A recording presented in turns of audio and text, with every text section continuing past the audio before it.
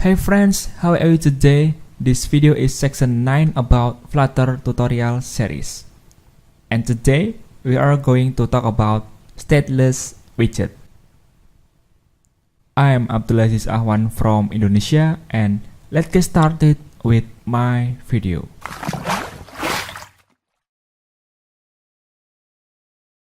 In the previous section, we have discussed about introduction to widget.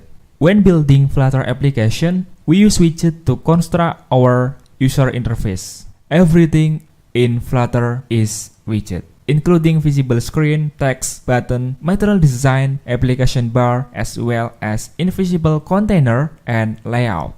When it comes to this widget, there is one of two types, which it can be either stateful or stateless. Both widgets differ in only one aspect, which is the ability to reload the widget at runtime. In this video, we want to take a look at Stateless Widget, so that we can get a better understanding of Stateless Widget and know when it's come to using Stateless Widget. Stateless Widget. There are cases where you will create widget that don't need to manage any form of internal state. This is where you will want to make use of the Stateless Widget. This widget doesn't require any mutable state and will be used at times where other than the data that is initially passed into the object. For example, we can look at several widgets that we know of which are Stateless Widget. Text, raise button, and icon. All three of these widgets here are just a few of the stateless widgets from the Flutter widget catalog. But what exactly makes this stateless?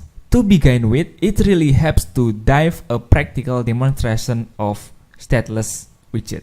We create a stateless widget by extending our class from stateless widget and bare minimum implementation shall look like. Here my app is a stateless widget, and each and every widget has to override the function called widget build with build contact as the parameter, which return one or more widgets. So whenever my app is instantiated, it will call the build function and throw the widget returned by this function. Stateless widgets are immutable once drawn. The build function of stateless widget is called only once, and no amount of changes in any variable value or event can call it again. To redraw the stateless widget, we need to create a new instance of the widget. Let's create a simple stateless widget with just a checkbox in the body. Here is how to code for the same shall look like.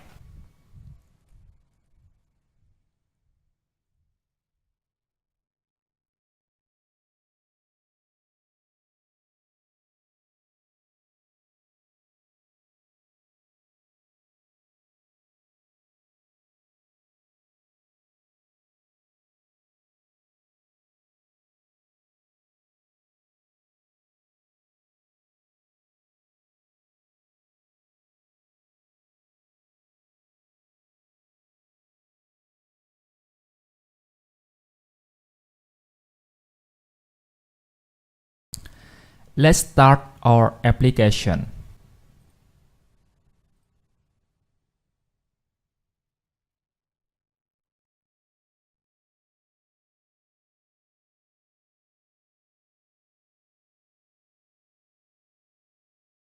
As of now, if we click on the checkbox, nothing will happen because we haven't added any unchanged callback handler which gets called every time we click on the checkbox.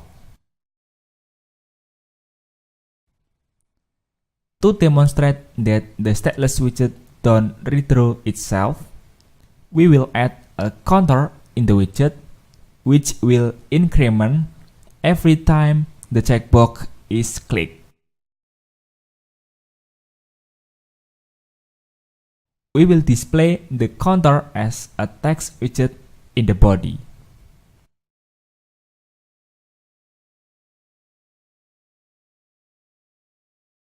Let's also add a debug print statement for the counter to verify that the counter is actually incrementing. And let's start our application again.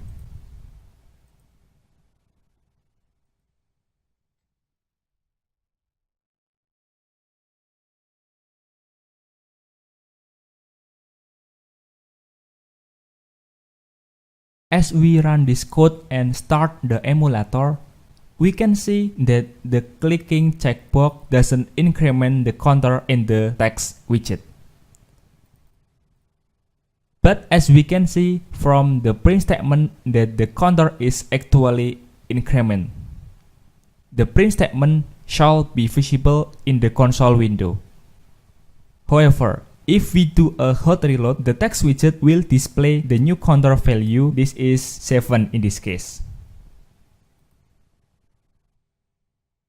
This happens because hot reload functionality reload the widget my app, which trigger the build function to get called. So to call the build function of a stateless widget, we need to create a new instance of the my app. That is the reason why stateless widgets are sometimes also called immutable widget. Since they cannot reload, they can change anything that is being drawn when the build function gets called for the first time. So I think enough for this section. Hope you understand what we learned in this video. Our further videos, we will discuss the widget catalog. If you have any questions or comment, write it down on the comment field. Thank you so much and see you again on the next video.